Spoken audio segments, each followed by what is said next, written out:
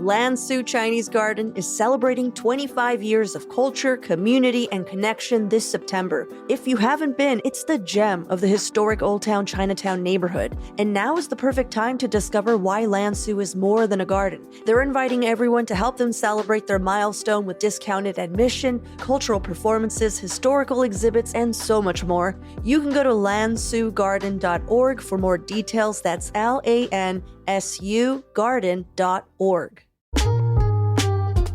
You have less than a month left to get your badges for Rose City Comic-Con, Portland's premier pop culture event. And they have an even more star-studded roster with indie film icon and White Lotus Season 3 star Parker Posey in attendance. And that's along with members of the Dungeons & Dragons web series Critical Role and Doctor Who stars Christopher Eccleston and Billy Piper. This is all happening September 5th through the 7th, and you can go grab your badges now at rosecitycomiccon.com. That's rosecitycomiccon.com.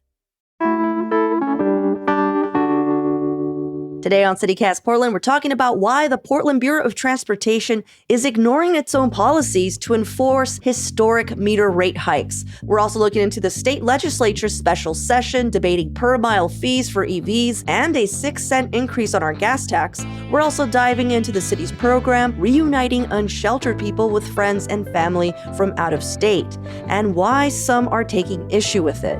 Joining me on this week's Friday News Roundup are Oregonian Portland City Hall reporter Shane Dixon Kavanaugh and our very own executive producer, John Notarianni. It's Friday, August 29th. I'm Claudia Meza, and this is what Portland's talking about.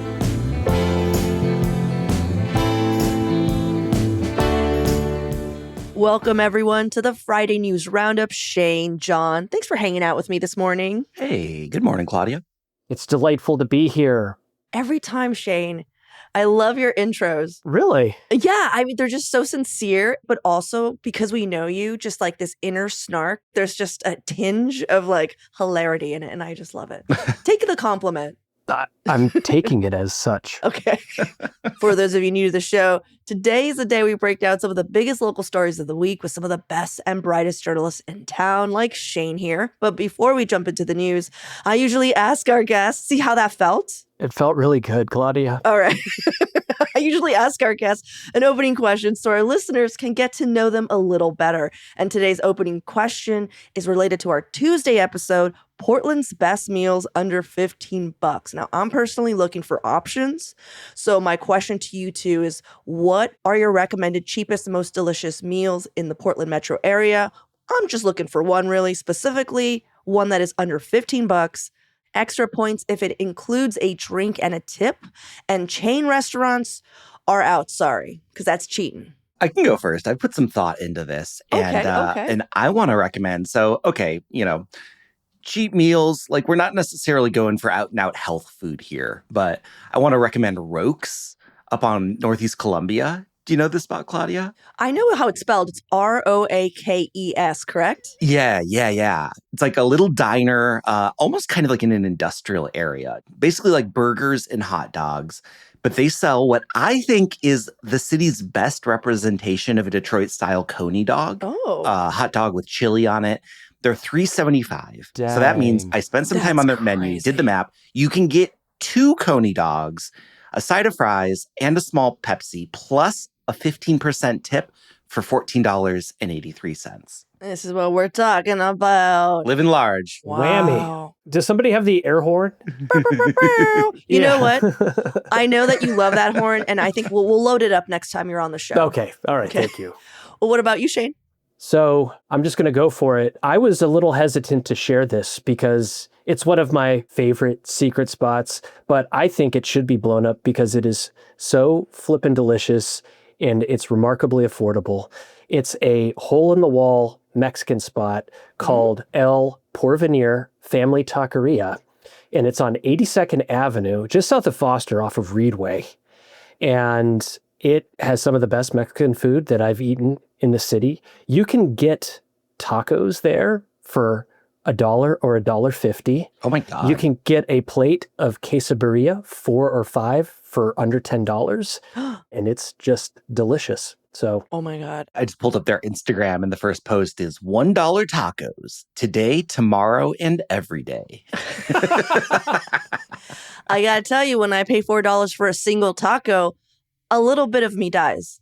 Like, I mean, it's not that I don't want my food to be elevated, but I'm just like, this is a little taco. Don't charge me $4. It bums me out. Yeah. I'm sorry. I made this about me, Shane. That's a wonderful suggestion. I'm really excited to try it. I can already tell I'm going to save a lot of dollars. So that was great. I hope other people listening, if you want to check that episode out, it was on Tuesday. Yeah. Well, all right. On to the news of the week. Shane. Did you like that transition? Yeah, no, I was loving it so much. Oh, thank you. Oh my gosh, Shane. So I know you're gonna lay a story on us that you wrote maybe a week ago or so. Oh, just a couple days ago, Claudia. Oh, a couple days ago, you say. Please tell me, what is going on? Yeah, well, thank you so much for the invitation and the opportunity. I wanted to spend a little bit of time talking today about parking meter rate increases that hit the streets in Portland back in July, along with the fact that the city of Portland is now slowly phasing in extended enforcement hours in their 4 major parking districts. So that's downtown, Northwest Portland, the Central East Side, and the Lloyd District.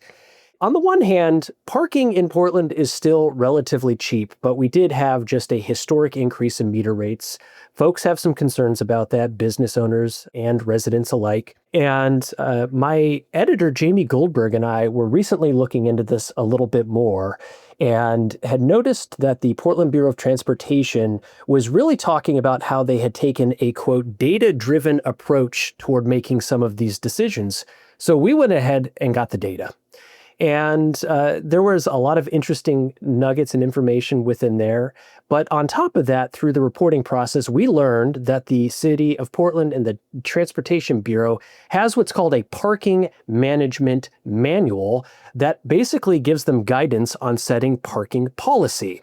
And ultimately, our big takeaway from what the data showed and what the manual suggests is that there was no area in Portland where they should have raised the meter rates as much as they did, because the city's just not at that level of occupancy for street parking. Similarly, with extended enforcement hours, the guidance is very clear that a parking district should not extend enforcement hours if they're not above 70% occupancy in the evening. That's not true for the Central East Side and for the Lloyd District right now. So anyway, we just sort of laid that out. I think ultimately the sort of nugget of the story is that there's a policy, there's a guideline for doing this, and the Portland Bureau of Transportation appears to have not followed their own policies and guidelines for these increases. Having said that, as we all know, I've talked a lot about the Transportation Bureau this year on your podcast. They are in extremely dire financial straits. They need the money. There's no question about that. But so there's a really sort of interesting tension there. And I think the last piece that I'll mention, and it is true that relatively speaking, Portland still has pretty low hourly parking rates. So what do you think are, I mean, the backlash is obvious, but just the negative outcomes of them not following their own guidelines of how you are supposed to go about this? Well, that's a great question. Certainly, some of the bread and butter things that I do as a local government reporter is watchdog reporting, accountability journalism. And this is sort of a basic story that fits within that mold. When we see a government agency or an elected official not sort of following their own sort of rules or standards, that's something that we're going to highlight and raise. And we'll see what happens. The Transportation Committee chair on the City Council, Olivia Clark, spoke with me briefly. Council members are still on recess until next week, so not everybody's been widely available. But she had told me that she was completely unaware that this parking policy existed. So she raised some concerns about that. And she also told me, and it's included in the story, that, well, if we have a policy in place, it would probably be a good practice to follow it or change the policy. That was my favorite bit of reporting from your story, Shane, that you got in touch with Clark. And she was just like, oh, I didn't even know that this rule existed, which is such a like, oh, I just started working here and didn't know about the documents that my predecessor made. Which It's true. Yeah, which is true. I mean, we just went through a very major shakeup of our local government, and it is like both hilarious and a little bit disappointing, and not surprising that there are old policies that people are just like, oh, I didn't even know that was a thing. I guess the question for me that comes up is, should the Transportation Bureau have disclosed this? Or could they take the position of, well, you didn't ask, so we didn't tell you? Yeah. That kind of went through my mind. And it's a pretty recent policy, right? Like, didn't your reporting say this was only adopted in like 2018? Yeah. So 7 years ago. And this was council directed from 2016. There is also a part of me that wonders if PBOT knew it was in there and gave it to you. Because they always forget about Lombard. I'm like, they don't know what they're able to do on Lombard every day. So part of me is just like, did they even know about this policy? And then when you told them, were they like, oh? Or were they like, yeah, yeah. And again, I freaking love PBOT, but I'm just saying actions in their past. That's all. Yeah. Shane, I also thought that this dovetailed interestingly with some reporting that just came out from KGW, which I don't know if you saw this story, but it was about sort of the city trying to balance desires to revitalize downtown while still enforcing regulations, right? So I think that like parking enforcement is one big part of that. It also pointed out what we've been talking about on the show, Claudia, about going back and forth about certain street plazas and like places where businesses are able to sort of have outdoor stalls for dining and stuff. That it's this balancing act of like, we want to make the city a more inviting place. We want to make it somewhere where people want to come. And of course, like, you know, raising meter rates is something that's going to cut against that. But at the same time, the city needs money and PBOT needs money. And as we're going to talk about the next segment of this show that we get to, like, there's questions at a state level about funding for this sort of stuff too. So I really see it as being this sort of catch-22 that the city's in of trying to balance like wanting to make this place more accessible to people while also like really needing to drive revenue in certain places. Yeah. It's a really healthy and, for me, fascinating tension. Mm-hmm. Is there still a possibility that the council could still reverse this decision? Or do you think it's a done thing? I certainly think there is a mechanism to do that if they so chose, but they did approve these meter rate increases. They adopted them. They're baked into the budget for this coming year for the Transportation Bureau. So that's probably not going to happen. Having said that, I'm going to be very interested to see what the continued sort of response and reaction is in the weeks ahead. Yeah. Frankly, I'm just a little shocked that they were like, yeah, let's do this in downtown, when it's been years of them going, man, how can we get more people downtown? So I'm just like, that's an interesting move. But yeah, I guess we'll see how it plays out. I haven't had the chance to pay for parking post 7 p.m., but I know I'm going to be extra annoyed. Do you know, like right now it's like, oh. The way you say that is like a cool movie you haven't had a chance to see yet. Like, oh man, I got to get out and pay those meters. I haven't had a chance yet. But you know when you see a ball coming towards you and you're like, huh, is that going to hit me? Like that's where I'm at right now. I'm like, huh, this can't be good. Yeah. Or when you get that first ticket on your car at 8 o'clock, that's going to be a real, I'm real be sweet so moment. mad. I'll be like, bring Shane back on. We got to talk about this. Yeah, I would say just the response that we've gotten on this reporting is that the extended enforcement hours in particular has folks really bent out of shape. And confused and like uncertain about where they are, when they are. You know, I've sort of seen a lot of chatter. 10 p.m. Go home, go to bed, 10 p.m. You know what I mean? I'm talking about everyone, but mostly the enforcers. Like, guys, come on. You have a family.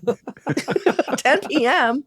Oh, Shane, thank you so much for telling us about this article, writing it. I think in my head, I was like, a week ago, because we've been hearing about it. And I think your article is the first one that laid it all out. And also the fact that they went against their own policy. So let's take a quick break here. And when we come back, more headlines of the week.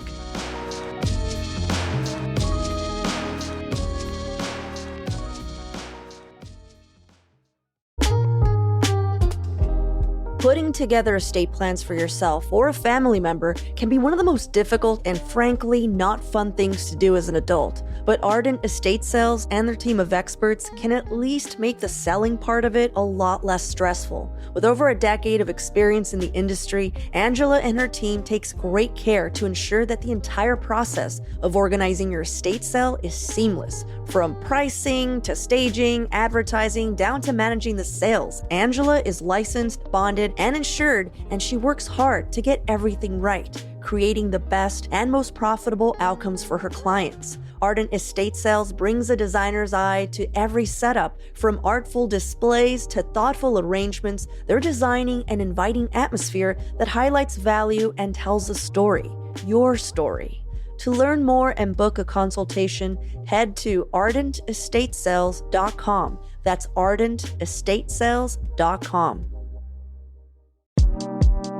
If you're a home DIYer like me, you might have a few leftover paint cans gathering dust in your basement. Or maybe your house already came with a bunch of them like mine did. So I'm happy to share that Paint Care makes recycling your leftover paint, stain, and varnish simple and easy with convenient drop-off locations as close as your local hardware store. Paint Care has 3 simple rules for painting smarter. 1, buy the right amount of paint for the job. 2, use up leftover paint. And 3, recycle the rest. If you visit paintcare.org/3simplerules, you'll find tips on how to do all 3. Buying the right amount of paint for your project, exploring DIY ideas for how to use up leftover paint, and also just look up the nearest drop-off site in your neighborhood. Paint Care is all about keeping it simple for Oregonians. All right, John, what's your story this week? Yeah, I am still talking about money and transportation and funding and about the special session of the legislature. So special. Can't stop, won't stop. Getting underway today, this Friday. This comes from some great reporting by Dirk Vanderhart at OPB. Shane, also from your colleagues Sammy Edge and Carlos Fuentes at the Oregonian. I love all 3 of them so much. Great group of reporters, great group of folks. So, special session is getting underway today. You might remember that the legislature had set out to pass a major transportation funding package earlier this year in the legislature and failed to do so. That has left the State Department of Transportation, ODOT, with a $300 million budget gap and just a whole lot of hand-wringing and near panic about the cuts that lack of funding is going to create. Well, there's been some tweaks to the proposal that lawmakers are going to be taking up, passing possibly today, probably on Monday. Some of the big changes from last time, they really wanted to tweak it to sort of sweeten it for 2 groups. One, heavy trucking, because the rules there for how they're taxed are really complicated. Also, environmentalists. They're looking at creating a new per-mile fee for electric vehicles that hasn't existed before. Some of the stuff from the old package is still in there. Hikes on the gas tax, hikes on title and registration fees, yada, yada, yada. It is a smaller package than what we were talking about in like the spring and early summer. It's about $5.8 billion over 10 years. That's down from nearly $12 billion, which is what had been originally discussed. And there's just a whole lot of people watching to see if this is actually going to pass. And it feels especially poignant because also this week we heard from state economists that the budget projection is now down even further at a state level. The state is now facing a $370 million budget gap, thanks largely to Trump's federal tax and budget legislation that went through earlier this year as well. That doesn't necessarily impact what's going to happen with this transportation bill, but it does sort of lead to the picture of like, oh yeah, like funding at a state level is something that we really, really need to pay attention to right now. What do you guys think? Are you guys excited? Are you guys excited for the special session? Does it just feel special for all of you? You remember that episode of Saved by the Bell where, Here we go. where Jessie Spano was taking lots of no-dos and she had that whole moment where she was singing, "I'm so excited," and then "I'm so scared." Yeah, I think that's probably... didn't that end in breaking down in tears? Yeah, so I think that's kind of my reaction to all of this, quite frankly. Claudia, what about you? I don't know if I could top that. Yeah, this is like, again, another football being thrown at my head. And I'm just like, oh,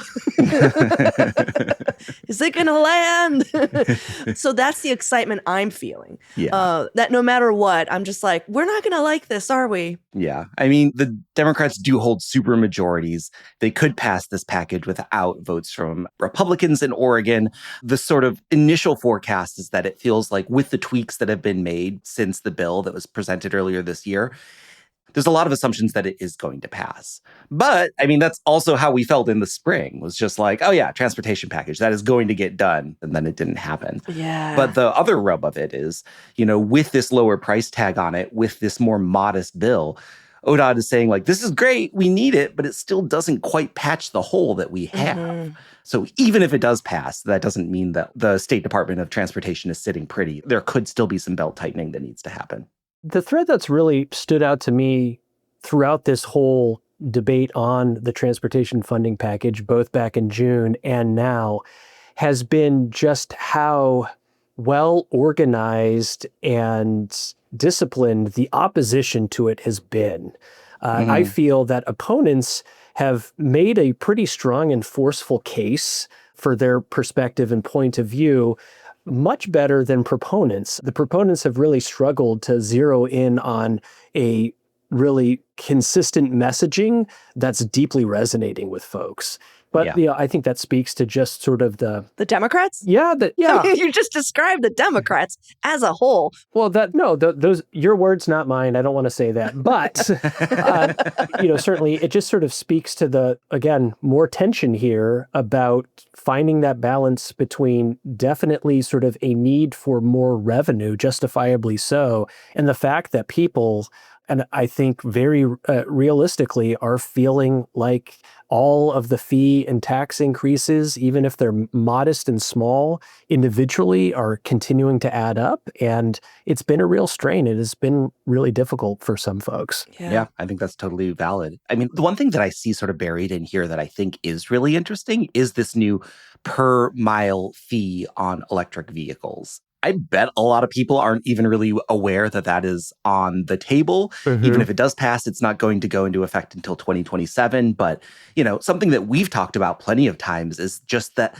the mechanisms that we have to fund our transportation network are pretty broken. Like, the gas tax is continuing to bring in less revenue because there are less gasoline-powered cars on the road, and because the cars that are there are more efficient, Mm-hmm. There's a lot more EVs, and again, like, nobody's going to be psyched to be like, yay, every mile I drive in my EV is now going to be taxed once people really wrap their heads around that. But it is a sustainable idea that could work for the future as well. I mean, it's probably going to have to work. We always get emails from EV drivers that are like, we do pay more upfront for our registration and blah, blah, blah. But it's usually just like, and then that's it. Yeah. Then that's it.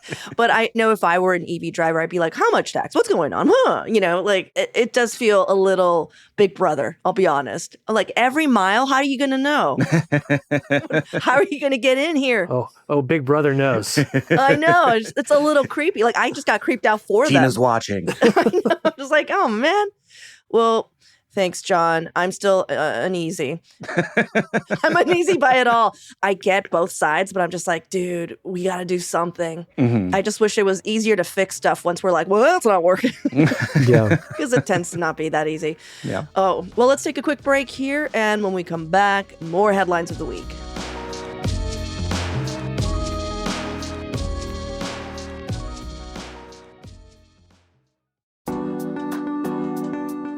The 12th annual Montevilla Jazz Festival, presented by Accelerator Design Studios, is happening from August 29th through the 31st. Portland's biggest local jazz festival, they're putting on more than 25 concerts across Montevilla and Mount Tabor Park. Also, did you know that Montevilla is actually a contraction of Mount Tabor Villa Edition? Just a random Montevilla fun fact. Anyhow, back to this ad. Discover the scene, the sound, and the Mount Tabor Village vibe at a mix of indoor and outdoor concerts. Some events are free, but you'll want a Jazz Adventure Pass to experience the heart of the festival. Go get your Jazz Adventure Pass today at montevillajazz.org. That's montevillajazz.org. All right, guys, this week I'm looking into the reunification component of our mayor's plan to end unsheltered homelessness by next year. And I'm leaning on reporting from Willamette Week reporter Senya Scott. She did a deep dive on the city's reunification policy and their plans to ramp it up. So if you haven't heard this word before, Reunification is what the city is calling when they send homeless people back to their families, usually out of state. The city is paying for their transportation costs and also arranging a homecoming with their contacted family. So it's not like they're just like kicking them out. There's a place that they're going.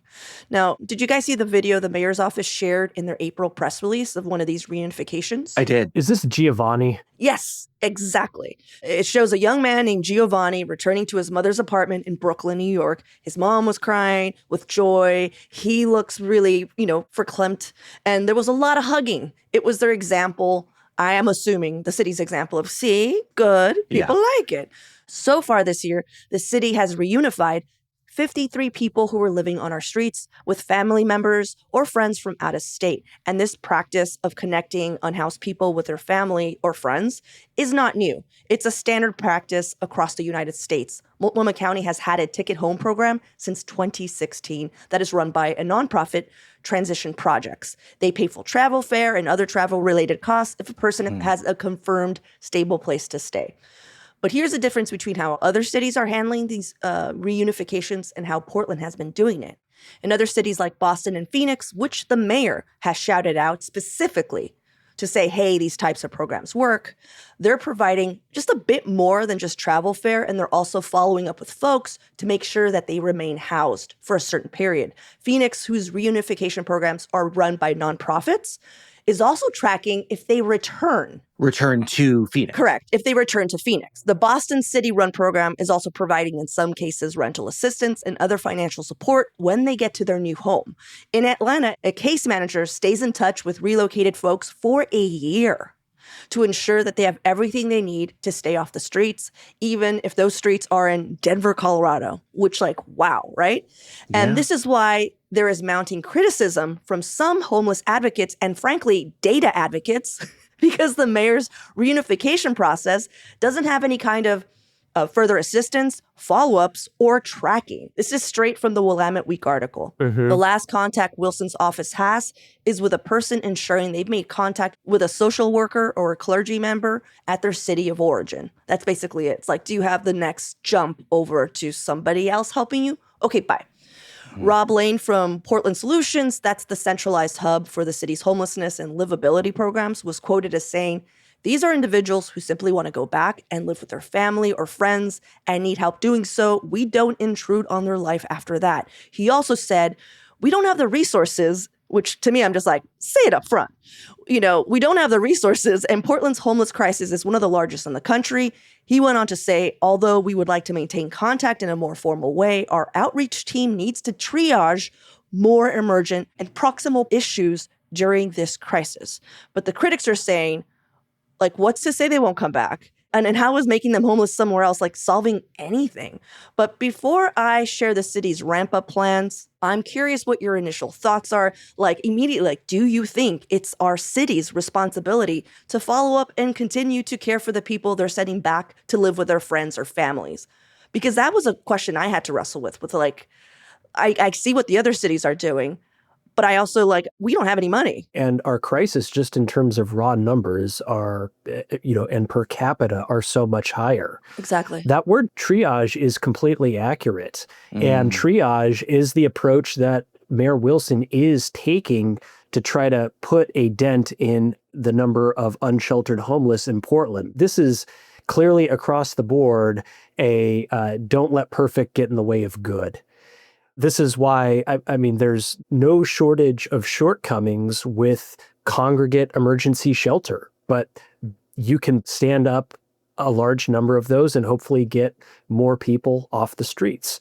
Similarly, what really jumped out at me with this article in terms of the numbers is this idea that Wilson wants to reunite or have this program apply to 700 people next year. Yeah. 14 people a week. Yeah. That sounds incredibly ambitious to pull that off, given that in this year alone, they've managed to do this with 53 people. How are you gonna make that jump? I don't know. No.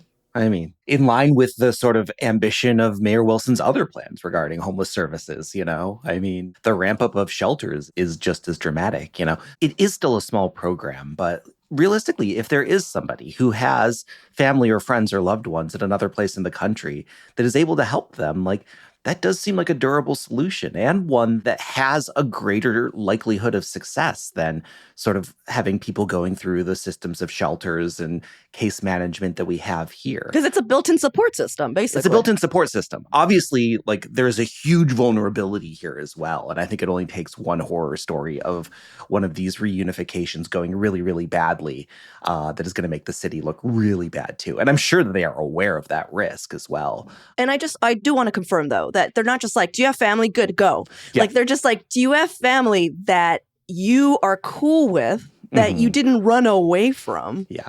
That will provide the next, stable steps for you getting up out of your feet. I just want people to understand that, because there was a lot of also pushback from LGBTQ plus community members, because I'm sure you guys know the stats, but like LGBTQ plus teenagers are 120% more prone to being homeless because of issues with family. Yeah. And forgive me if you said this, but this is a voluntary program, It's right? a voluntary program. It's not like they're like putting you on a bus to Arizona. It's like you have to opt in. Yeah. And just back to what Shane was saying, if for some reason, again, starting December 1st, he's like 14 people a week, we're shipping them off. That's a 10% reduction in our all-around unsheltered numbers, which is a significant decrease. But here's where my issues come in.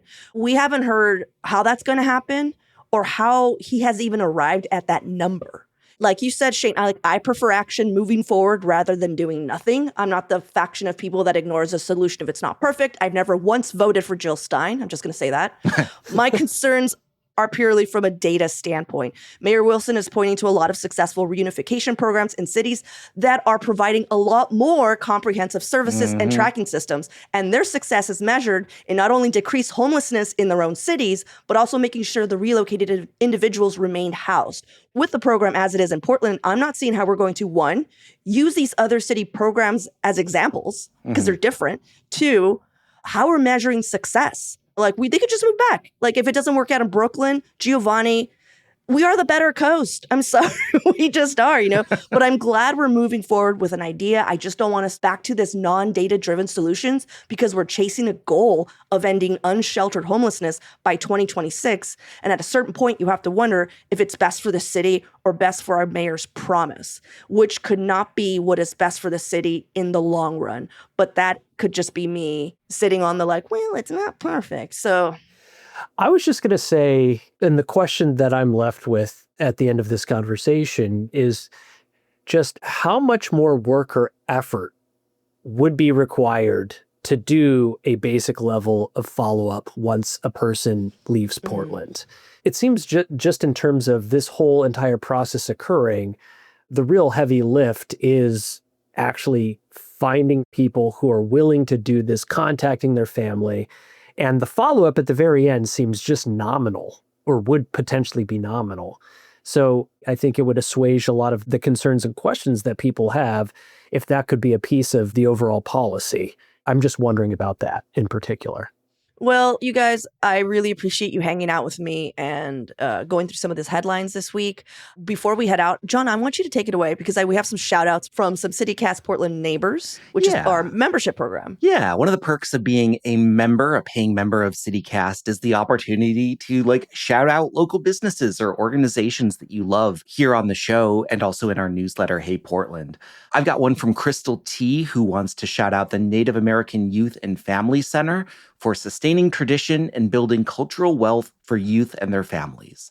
Claudia, I know that you're a big fan too. I love Naya. Yeah. And Shane, I wish we had that horn right now, because I'd totally be like, burr, burr, burr, burr. You took the words right out of my mouth. I'm like, if you're going to do shout outs, where's the goddamn air horn? I know it's... We need to get this air horn locked in next time Shane's here.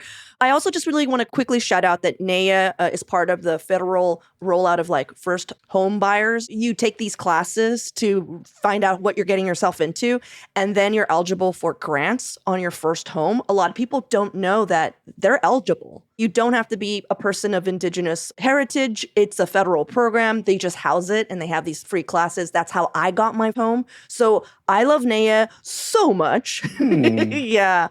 Another shout out here is from Kathy K. Kathy wrote, El Campesino, a family-owned and run South Tabor grocery store that's easy to miss when speeding along Powell Boulevard. Specialty canned and dry goods from south of the border. and beyond. There's also fresh produce and meats, and the Mexican pastries baked fresh each day are happy sugar, which is such a good. I love that, happy sugar. Yeah. Man, I want some happy sugar. Well, I've got one more. This is from Linda S., who wants to shout out Flower Market Bakery on 30th and Killingsworth. They have amazing baked goods, and it's a lovely place to hang out. She's also got amazing sweet treats and funky vintage stuff for sale. Well, I want to give a shout out to Crystal, Kathy, and Linda, and a huge thanks to our newest member, Melissa S. When you join as a Portland neighbor, we'd also be happy to read your shout outs and places you love in Portland alongside a bunch of other perks like ad-free listening and free tickets to things and events. You can join at membership.citycast.fm. Also, I have a shout out. If you love our show or tolerate it and for some reason still listen every week, would you do us a favor? Would you rate our show? Would you write something nice about it? Especially if you're on Apple. I know you hear this in a podcast. It really does help us out. It shifts the algorithm. It makes us more present for people. So it would really help us out if you could review and write something nice in whatever podcast app that you use. Thank you so much, you guys. I'm going to do that. Shane! I'm going to do it. All right. Well, thanks, you guys. I appreciate you guys hanging out with me. And thank you, everyone, for listening. I hope everyone, oh my gosh, have a wonderful 3-day weekend, hopefully. Yeah. I just realized some people may not be having a 3-day weekend. Have one spiritually. Thanks, Claudia. I like the spiritual 3-day weekend. That's good. That's all for today here on CityCast Portland. Thank you so much for listening. Our podcast production team this week was John Notarianni, Julia Fiaioni, Natalie Rivera, and myself. Our Hey Portland newsletter editors were Rachel Monahan and Adrian Gonzalez. Our host is me, Claudia Meza. Original music by Jenny Conley and Stephen Drizos. Additional music by all the kimonos, as well as Sarah the Instrumentalist, Timothy Infinite, and Gregory David, courtesy of Epidemic Sound. We'll be taking Monday off, but we'll be back Tuesday morning with more from around the city. Until then, see you at Slim's.